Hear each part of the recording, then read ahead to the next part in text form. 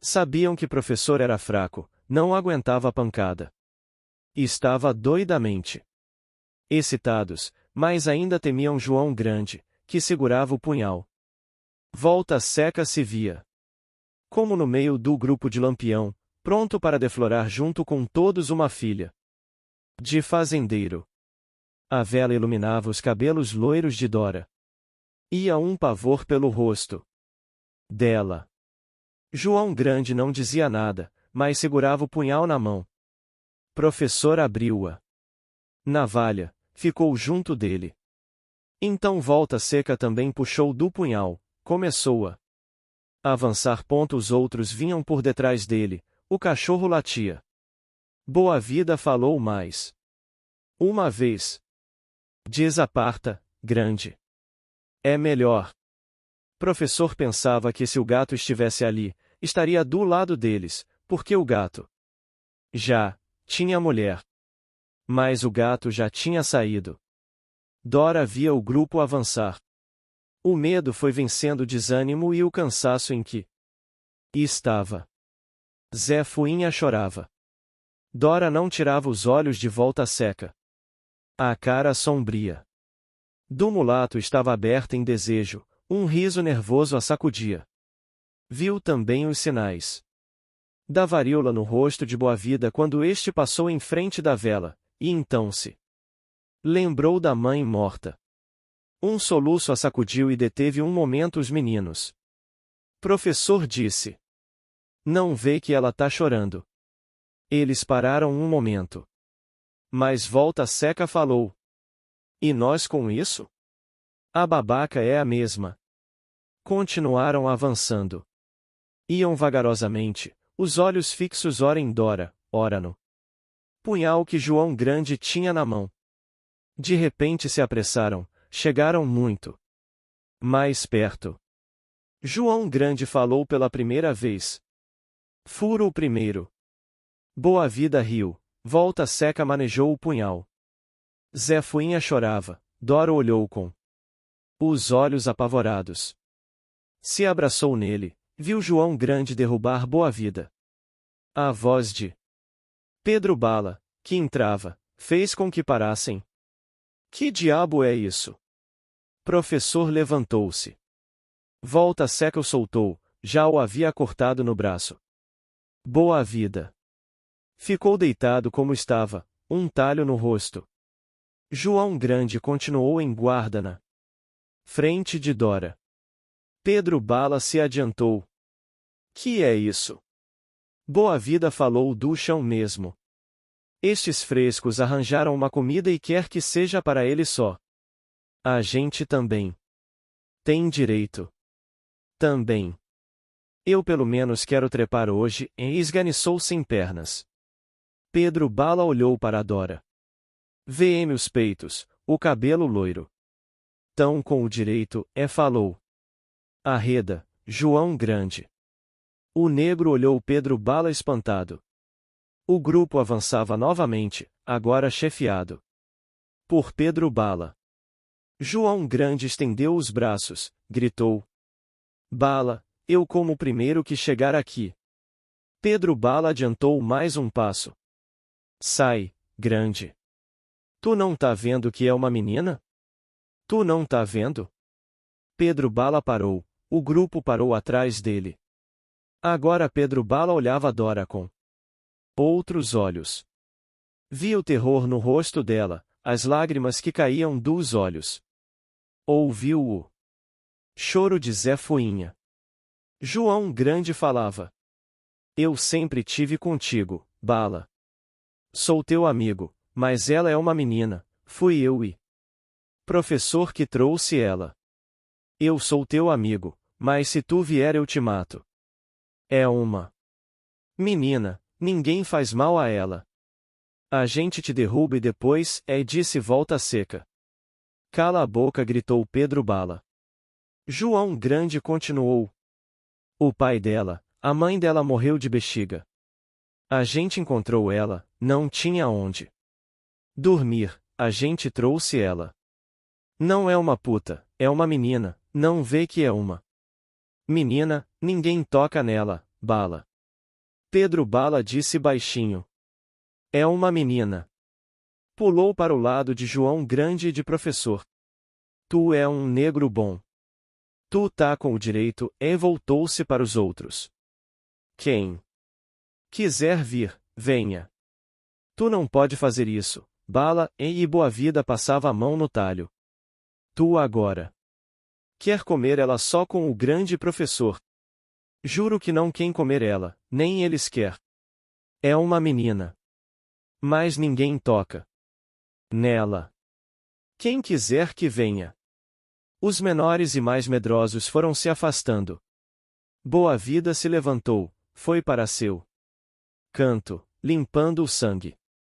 Volta Seca falou para Pedro Bala devagar. Eu não vou, não é de medo. É que tu disse que é uma menina. Pedro Bala se aproximou de Dora. Tem medo? Não. Ninguém toca em você. Ela saiu do seu canto, arrancou um pedaço da fralda, começou a ver a ferida do professor. Depois marchou para onde estava Boa-Vida, que se encolheu todo. Molhou a ferida do malandro, botou um pano em cima. Todo o temor, todo o cansaço tinham desaparecido. Porque confiava em Pedro Bala. Depois perguntou-a. Volta Seca. Também tá ferido? Não, fez o mulato sem compreender. E fugiu para seu canto. Parecia ter medo de Dora. Sem pernas espiava. O cachorro saiu do colo dele, veio lamber os pés de Dora. Ela o acarinhou, perguntou ao sem pernas. É teu? É, sim. Mas pode ficar com ele. Ela sorriu. Pedro Bala andou ao léu no trapiche. Depois disse para todos. Amanhã ela vai embora. Não quero menina aqui. Não, disse Dora.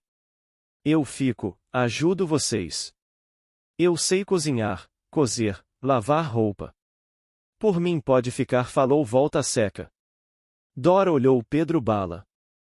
Tu disse que ninguém me fazia mal? Pedro Bala olhou os cabelos loiros. A lua entrava pelo trapiche. Dora, mãe. O gato veio gingando o corpo naquele seu caminhar característico. Andara. Procurando enfiar a linha na agulha uma imensidade de tempo. Dora fizera Zé. Fuinha dormir, agora se preparava para ouvir professor ler aquela história tão bonita. Que estava no livro de capa azul. O gato veio gingando o corpo, se aproximou. Devagar. Dora. Que é, gato? Tu quer fazer uma coisa? Mirava a agulha e a linha que tinha na mão. Parecia estar diante de um problema grave. Não sabia como se arranjar. Professor parou a leitura. Gato mudou de conversa. Tu ainda fica cego de tanto ler, professor. Se ainda fosse luz elétrica, olhou. Dora sem se resolver. Que é, gato?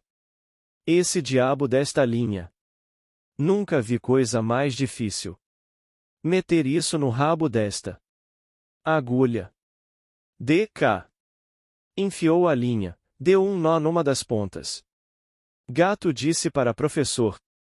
Só mulher é que sabe fazer esse troço. Estendeu a mão para receber a agulha, mas Dora não entregou. Perguntou o que é que Gato tinha que cozer.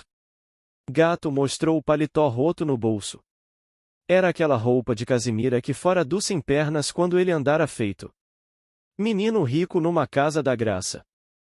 É uma roupa porreta. Fez o gato. Boa mesmo, apoiou Dora. Tira o casaco. Professor e gato ficaram vendo ela cozer. Em verdade não era uma maravilha de costura, mas eles nunca tinham tido ninguém que remendasse suas roupas. Somente Gato e Pirulito tinham costume de remendar eles mesmos as suas. Gato. Porque era metido a elegante e tinha uma amante, Pirulito porque gostava de andar limpo. Os outros deixavam que os farrapos que arranjavam se esfarrapassem ainda mas, até se tornarem trapos inúteis. Então mendigavam ou furtavam outra calça e outro paletó. Dora acabou o serviço. Tem mais? Gato alisou o cabelo cheio de brilhantina. As costas da camisa. Virou-se. A camisa estava rasgada de cima a baixo. Dora mandou que ele sentasse. Começou a coser no corpo dele mesmo. Quando os dedos dela tocaram pela primeira vez nas costas de Gato, ele sentiu um arrepio. Como quando Dalva passava as unhas crescidas e tratadas, arranhando suas costas e dizendo: "A gatinha arranha o gatinho." Mas Dalva não cosia suas roupas, talvez nem soubesse enfiar uma linha no fundo de uma agulha. Gostava era de se bater com ele na cama, arranhar suas costas, mas de propósito, para o arrepiar e o excitar, para que o amor se fizesse ainda melhor. Dora, não. Não era de propósito. A mão dela, unhas maltratadas e sujas, roídas a dente, não queria excitar, nem arrepiar. Passava como a mão de uma mãe que remendava camisas do filho. A mãe do Gato morrera cedo. Era uma mulher frágil e bonita. Também tinha as mãos maltratadas, que esposa de operário não tem manicura. E era dela também aquele gesto de remendar as camisas de Gato, mesmo nas costas de Gato. A mão de Dora o toca de novo. Agora a sensação é diferente. Não é mais um arrepio de desejo. É aquela sensação de carinho bom, de segurança, que lhe davam as mãos de sua mãe. Dora está por detrás dele, ele não vê. Imagina. Então que é sua mãe que voltou. Gato está pequenino de novo, vestido com um camisolão de bulgariana, e nas brincadeiras pelas ladeiras do morro rompe todo. Sua mãe vem, faz com que ele se sente na sua frente e suas mãos ágeis manejam a agulha, de quando em vez o tocam e lhe dão aquela sensação de felicidade absoluta. Nenhum desejo. Somente felicidade. Ela voltou, remenda as camisas do Gato. Uma vontade de deitar no colo de Dora e deixar que ela cante para ele dormir, como quando era pequenino. Se recorda que ainda uma criança. Mas só na idade, porque no mais é igual a um homem furtando para viver, dormindo todas as noites com uma mulher da vida, tomando o dinheiro dela. Mas nesta noite é totalmente criança, esquece. Dalva, suas mãos que o arranham, lábios que prendem os seus em beijos longos. Sexo que o absorve. Esquece sua vida de pequeno batedor de carteiras, de dono de um baralho marcado, jogado desonesto. Esquece tudo, é apenas um menino de 14 anos com uma mãezinha que remenda suas camisas. Vontade de que ela cante para ele dormir. Uma daquelas cantigas de ninar que falam em bicho-papão. Dora morde a linha, se inclina para ele. Os cabelos loiro dela tocam no ombro do Gato. Mas ele não tem outro desejo senão que ela continue a ser sua mãezinha. Sua felicidade naquele momento é quase absurda. É como se não houvesse existido toda a sua vida depois da morte da sua mãe. É como se tivesse se conservado criança. Igual a todas. Porque nesta noite sua mãe voltou. Por isso a inconsciente carícia dos cabelos loiros de Dora não excita seu desejo, mas aumenta sua felicidade. E a voz dela que diz: "Está pronto, gato", soa aos seus ouvidos direitinho a voz doce e musical de sua mãe que cantava, a cabeça do gato recostada no seu colo, cantigas de ninar. Levanta, olha Dora com olhos agradecidos. Você é a mãezinha da gente, agora, mais fica encabulada do que diz, pensa que Dora não compreenderá mesmo porque ela está rindo com seu rosto sério de quase mulherzinha. Mas professor compreende, e Gato, na frente de Dora, falando numa voz feliz, mas sem desejo, chamando-a de mãe, e ela sorrindo com seu ar maternal. De quase mulherzinha, fica gravado na cabeça de professor como um quadro. Gato joga o paletó nas costas e sai com seu passo gingado. Sente que há qualquer coisa de novo no trapiche. Eles encontraram mãe, carinho e cuidados de mãe. Dalva o estranha nesta noite. Que foi que gatinho teve?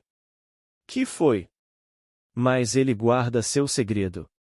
É uma coisa tão grande demais encontrar na terra uma mãe que já morreu. Dalva não o entenderia. Quando o professor estava começando a história, João Grande chegou e sentou-se ao lado deles. A noite era chuvosa. Na história que o professor lia, a noite era chuvosa. Também o navio estava em grande perigo. Os marinheiros apanhavam de chicote. O capitão era um malvado. O barco à vela parecia sussurrar a cada momento. O chicote dos oficiais caía sobre as costas nuas dos marinheiros. João Grande tinha uma expressão de dor no rosto. Volta Seca chegou com um jornal, mas não interrompeu-a história. Ficou ouvindo. Agora o marinheiro John apanhava chibatadas porque escorregara e caíra no meio do temporal. Volta Seca interrompeu. Se Lampião tivesse aí, já tinha comido esse capitão no fuzil. Foi o que fez o marinheiro James, um homenzarrão. Se atirou em cima do capitão. A revolta estalou no buque. Lá fora chovia. Chovia na história também, era a história de um temporal e de uma revolta. Um dos oficiais ficou do lado dos marinheiros. É do balacobaco, disse João Grande. Amavam o heroísmo. Volta Seca espiou Dora. Os olhos dela brilhavam, ela amava-o heroísmo também. Isso agradou ao sertanejo. Depois o marinheiro James sustentou uma luta feroz. Volta Seca assoviou como um passarinho de tanto contentamento. Dora riu também, satisfeita. Riram os dois juntos, logo foi uma gargalhada dos 4, como era costume dos capitães da areia. Gargalharam alguns minutos. Outros se aproximaram, a tempo de ouvir o resto da história. Olhavam o rosto sério de Dora, rosto de uma quase mulherzinha que os fitava com carinho de mãe. Sorriam e, quando o marinheiro James jogou o capitão do navio num barco salva-vidas e o chamou de cobra sem veneno, eles todos gargalharam. Junto com Dora, e a olharam com amor. Como crianças olham a mãe muito amada. Quando a história acabou, eles voltaram para os seus cantos entre comentários. Porreta. Macho bamba. Também era um prensa. O capitão fez uma cara, hein? Volta Seca espichou o jornal para professor Dora olhou o mulato, ele sorriu meio confuso. É que traz notícias de Lampião, seu rosto sombrio clareava. Tu sabe que Lampião é meu padrinho?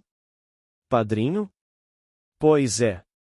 Foi minha mãe que tomou, porque Lampião é um macho de verdade, não. Respeita a cara. Minha mãe era uma mulher valente, uma mulher capaz de aguentar um fuzil. Um dia fez correr 2 soldados que se fizeram de besta. Era um mulherão. Valia um homem. Dora ouvia encantada. Seu rosto sério fitava com a maior simpatia o rosto sombrio do mulato. Volta Seca ficou calado, mas num jeito de quem queria dizer alguma coisa. Por fim falou. Tu também é valente. Sabe?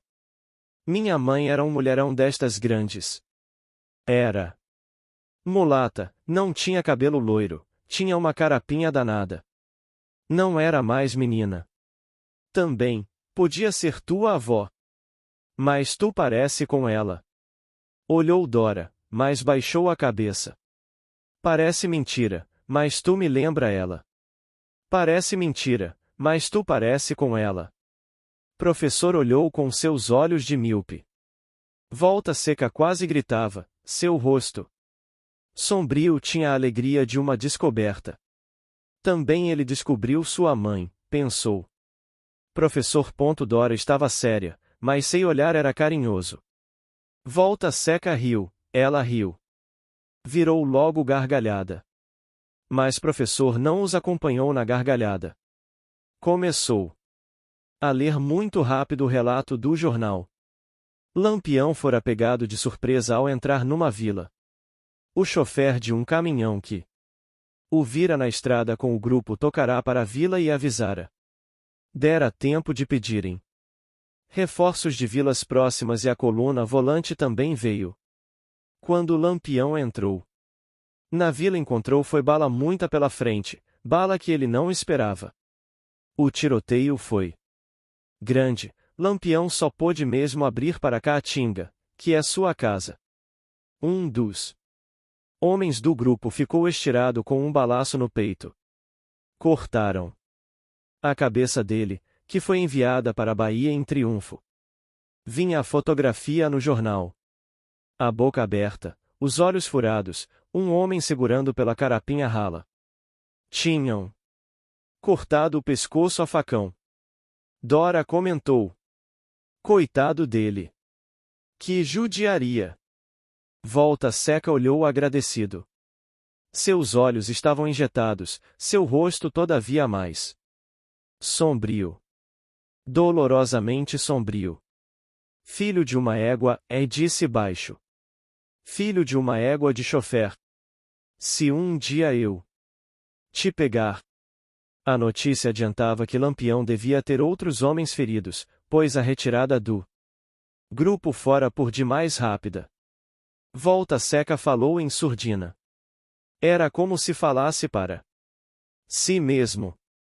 Já tá em tempo de eu ir. Pra onde? Perguntou Dora. Pra junto de meu padrinho. Ele tá precisando de mim. Ela olhou com tristeza. Tu vai mesmo, Volta Seca? Vou, sim. E se a polícia te matar, cortar tua cabeça? Juro que eu eles não topa vivo. Vou com um, mas eu eles não topa vivo. Não tem medo, não. Afirmava a sua mãe, forte e valente mulata sertaneja, capaz de brigar com soldados.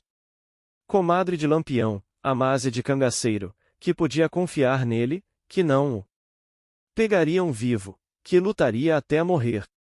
Dora ouvia com orgulho. Professor apertou os olhos e viu também, em lugar de Dora, uma sertaneja forte.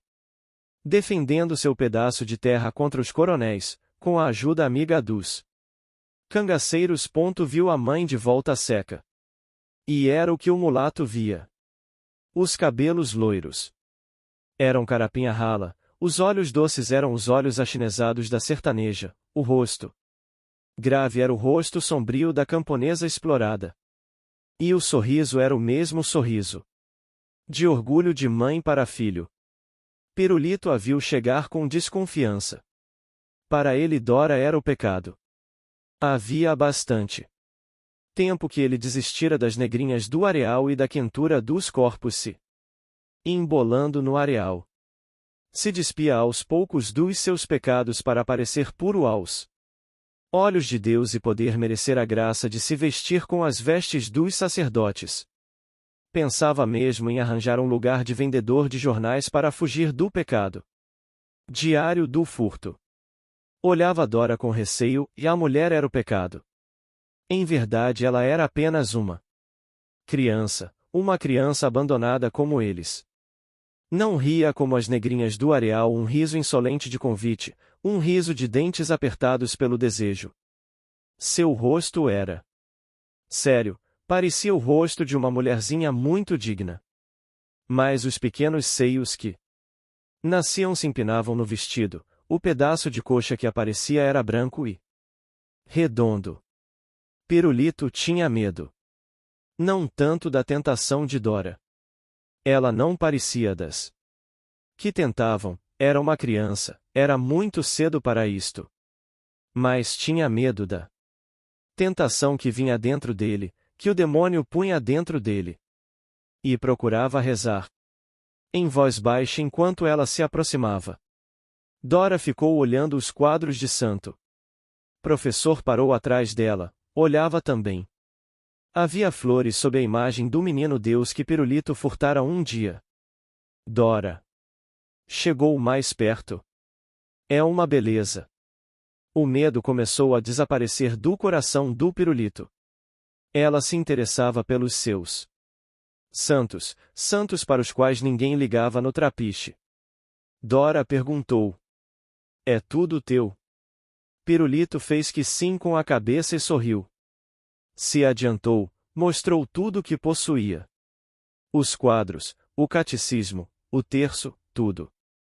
Ela olhava com satisfação. Sorria também. Enquanto o professor a espiava com os olhos míopes. Pirulito contava a história de Santo Antônio, que tinha estado em 2 lugares ao mesmo tempo. Isso para salvar seu pai da forca, para a qual fora condenado injustamente. Contava do mesmo modo. Como o professor lia histórias heróicas de marinheiros corajosos e revoltosos. Dora escutava com a mesma atenção e a mesma simpatia. Conversavam os dois, professor calado, ouvindo. Pirulito contou coisas da sua religião, milagres de santos, a bondade do padre José Pedro. Quando tu conhecer ele, vai gostar. Ela disse que com certeza. Ele já havia esquecido que ela podia trazer a tentação nos seios de menina, nas coxas gordas, na cabeleira loira, agora falava como a uma mulher mais velha que o ouvia com carinho. Como a uma mãe. Só então